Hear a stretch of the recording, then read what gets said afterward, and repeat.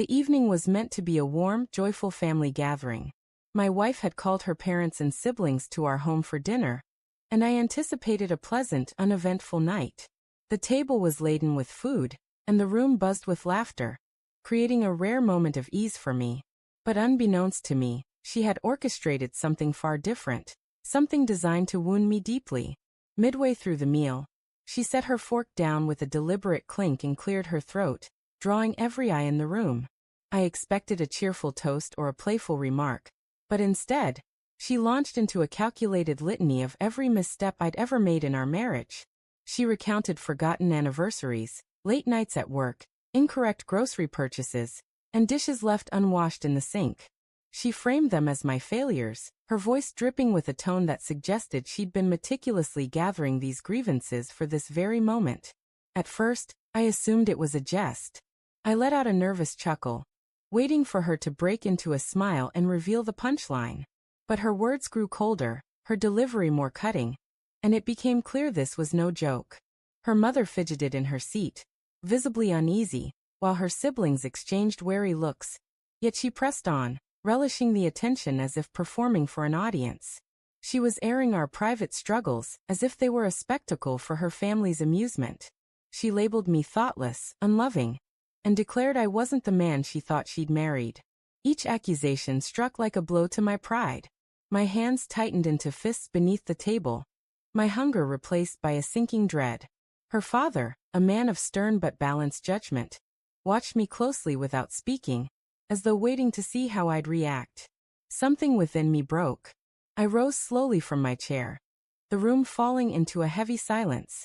My wife's lips curled into a smug grin, perhaps expecting me to shrink in embarrassment or offer a meek apology.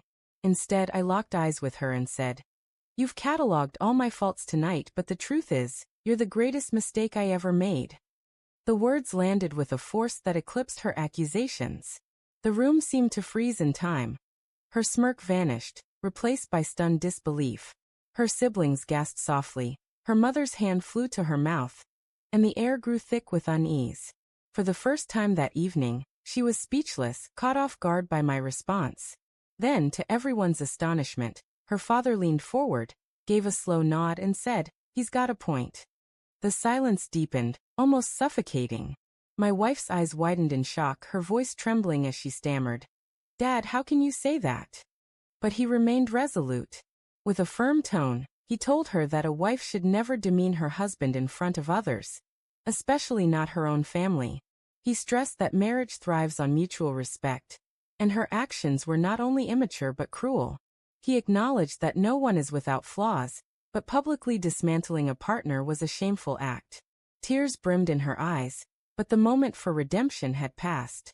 Her attempt to humiliate me had backfired, exposing her own resentment instead. Her family sat in awkward stillness, the illusion of her perfect wife persona shattered. I slid my chair back and excused myself from the table. There was no need to linger or argue further. My words, backed by her father's unexpected support, had settled the matter. I stepped out of the house, leaving the meal unfinished and the family in stunned silence. That night, a truth crystallized within me. Love without respect is hollow. She thought she could diminish me in front of others, but instead, she lost the admiration she so desperately sought. My anger faded, replaced by a sense of liberation. From that moment, I no longer saw her as my partner but as a painful lesson. One teaching me that the bravest act a man can undertake is to stand tall, speak his truth, and walk away. In the quiet of that night, I felt unburdened, lighter than I had in years. Our story wasn't finished, but one thing was certain.